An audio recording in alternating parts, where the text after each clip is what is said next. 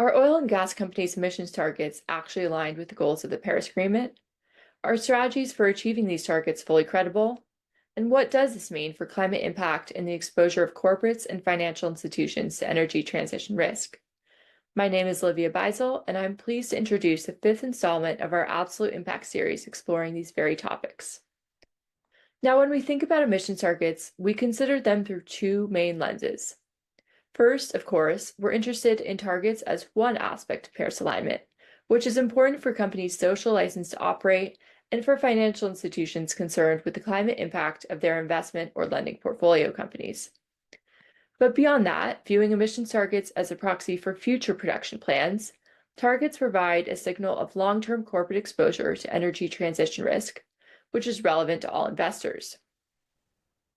Our analysis builds upon four previous editions of Absolute Impact, but new to this year, we integrate methane-specific targets into our assessment framework in light of the importance of near-term methane reduction for keeping the Paris Agreement goals within reach, as well as the viability of such measures. We also assess 5 wholly state-owned national oil companies for the first time, providing financial institutions with decision-useful analysis on these large and often high-emitting companies. We examine not only whether targets are potentially Paris-aligned, but also how targets are evolving over time and how companies stack up against peers. Beyond the framing of targets, we assess whether strategies for achieving targets are credible, for instance, evaluating over-reliance on CCUS, nature-based solutions, and asset sales in the context of Scope 3 greenhouse gas targets. To determine whether emissions targets are potentially Paris-aligned, we assess whether they link to a finite global greenhouse gas budget covering all business activities. For overall greenhouse gas targets, we look at whether targets cover Scope 3 emissions, aim to reach net zero across Scopes 1, 2, and 3 by 2050, with absolute reductions by 2030, for both operated and non-operated assets, as well as downstream products using third-party crude. On the methane side, does the company aim for near zero methane by 2030 for both operated and non-operated assets and midstream gas assets where this is applicable?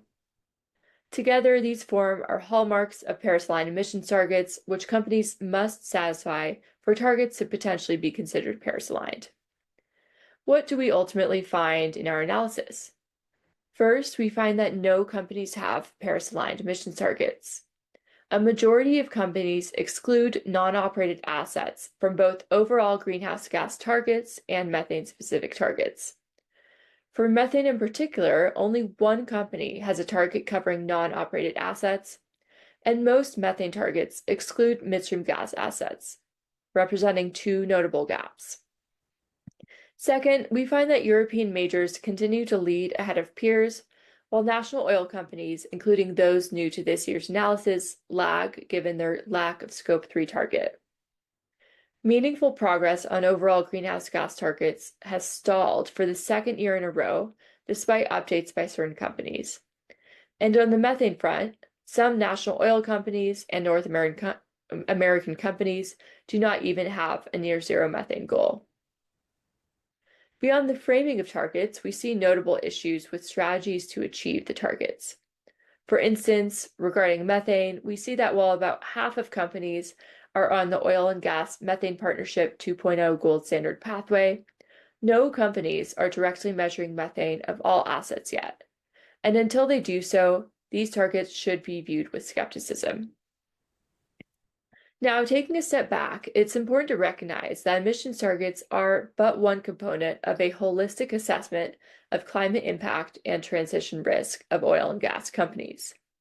Other considerations should include whether companies are planning for oil and gas production declines and reducing investments in new conventional projects, among others. These are covered in other carbon tracker reports as well as our company profiles. In sum, we find no companies in our analysis have targets potentially aligned with the Paris Agreement, with methane a particular blind spot and national oil companies lagging behind others.